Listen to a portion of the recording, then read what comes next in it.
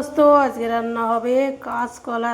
কলার মতো রান্না করব। তো দেখো, ফ্রিজে অনেক দিন যদি কলা রাখা হয় আর কলা যদি বতি থাকে তাহলে পেকে যায়, তাই এই কলা অনেকে ফেলেও দেয়। তো দেখো, এটা আজকে আমি কলার মতো রান্না করে দেখাবো। তো দেখো, কলাটা কেটে নিয়েছি। কীরকম করে কেটে নিয়েছি দেখো, এইখানে যে রসা থেকে যায় সেইটা দাগ হয়ে গেছে কিছু কিছু। তো দেখো, কলাটা এরকম করে কেটে নিয়েছি, আর সঙ্গে একটা আলু দিয়েছি দেখো।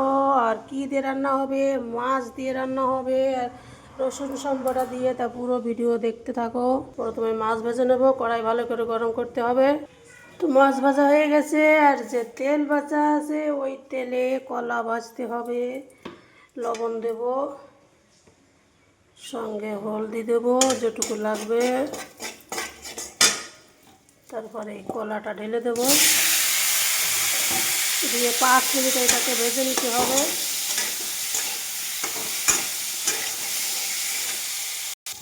তো 5 মিনিট কলাটা ভেজে নিয়েছি দেখো, কলা শুকোয় গেছে।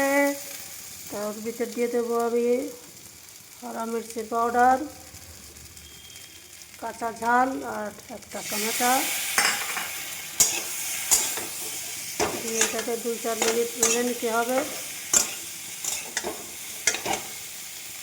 তো কাঁচা লঙ্কা আর টমেটো দিয়ে 2-4 মিনিট এটাকে ভেজে নিয়েছি। এবারে জল দিয়ে দেবো। জল একটু বেশি লাগবে, কারণ কলাটা অনেক দিনের কলা, নরম হয়ে পেকেছে, তো একটু জাল দিতে হবে। তো 5 মিনিট জাল দিয়ে নিয়েছি দেখো, কলাটা দেখাচ্ছি। দেখো গলে গেছে। হ্যাঁ, এবার এর ভিতরে আমি মাছ দিয়ে দেবো। এই যে মাছটা দিয়ে 2-4 মিনিট জাল দিতে হবে, তারপরে সম্বরা দেব। আর রসুনের কোয়াগুলো ছেঁচে নেব। দেখো, ভালো করে ছেঁচে নিয়েছি।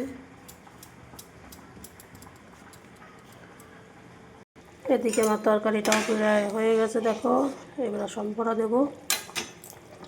तेल गरम हो चुका है, लहसुन ऐड करेंगे।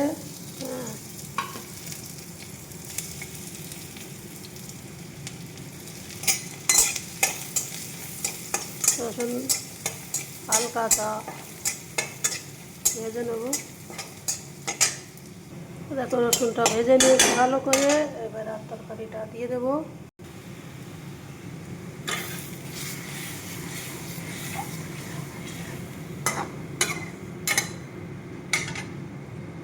দেখো, আমার তরকারিটা হয়ে গেছে। সব শেষে এক চিমটি একটুখানি চিনি দিয়ে দেব। কলাটা এত কোনো টেস্ট নাই, তার জন্য একটু টেস্ট আনার জন্য। আমার ভিডিওটা পুরো কমপ্লিট হয়ে গেল।